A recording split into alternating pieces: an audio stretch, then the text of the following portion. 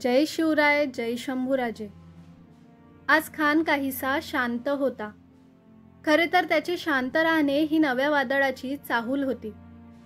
एकीकडे त्याचे शामियानात फेरा घालणे चालू होते, तर दुसरीकडे त्याच्या दाढी कुरवाळण्याचा चाळाही चालूच होता।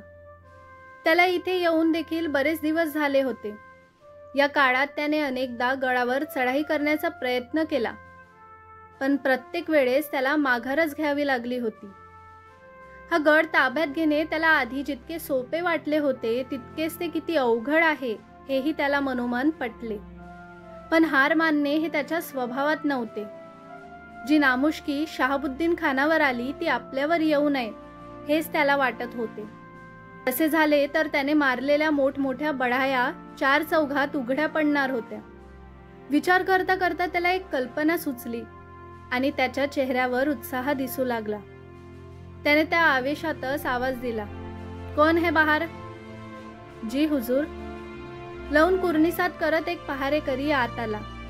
"जाओ, सय्यद शाह को बुला के लाओ." त्याने फरमान सोडले। "जी हुजूर." असं म्हणत पहारेकरी आला तसा बाहेर पडला।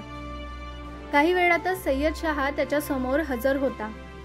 "सय्यद शाह, कल जैसे ही सूरज ढलने लगे, तुम छोटी तोफों से किले पर आगे से हमला करोगे." त्याने सय्यद शाहला हुकुम सोडला। "गुस्ताखी माफ हुजूर, पर छोटी तोपे?" सय्यद शाह गोंधळला। "वो इसलिए कि हमें हमला आगे से नहीं, पीछे से करना है." गालातल्या गालात हसत खान म्हणाला आणि सय्यद शाहच्या डोक्यात प्रकाश पडला। संध्याकाळ झाली तसा खानाचा तोफखाना सक्रिय झाला। तोफा धडधडू लागल्या। तोफांचे गोळे किल्ल्याच्या दिशेने पडू लागले, पण एकही गोळा किल्ल्याच्या तटबंदीपर्यंत पोहोचत नव्हता।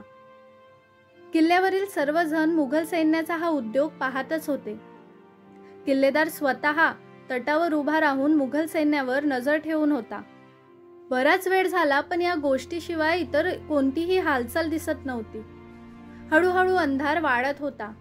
अमावस्या असल्याने आकाशात आज चंद्रही नव्हता। सगळीकडे मिट्ट काळोख। उजेड फक्त खानाच्या छावणीत आणि तोफ डागल्यावर जो धमाका होत होता त्याचाच। आता मात्र किल्लेदाराच्या मनात संशय उत्पन्न झाला। आज अचानक मुघल सैन्याला काय झाले असावे? लहान तोफांचा गोळा किल्ल्यापर्यंत पोहोचत नाही हे माहिती असूनही चढाईसाठी लहान तोफांचा वापर? यात नक्कीच काहीतरी काळेबेरे आहे। आणि त्याच्या डोक्यात प्रकाश पडला। त्याने धावत जाऊन आपला घोडा गाठला। इतरांना मात्र किल्लेदाराच्या मनात काय चालू आहे हेच समजेना। एका उडीतच त्याने घोड्यावर मान ठोकली।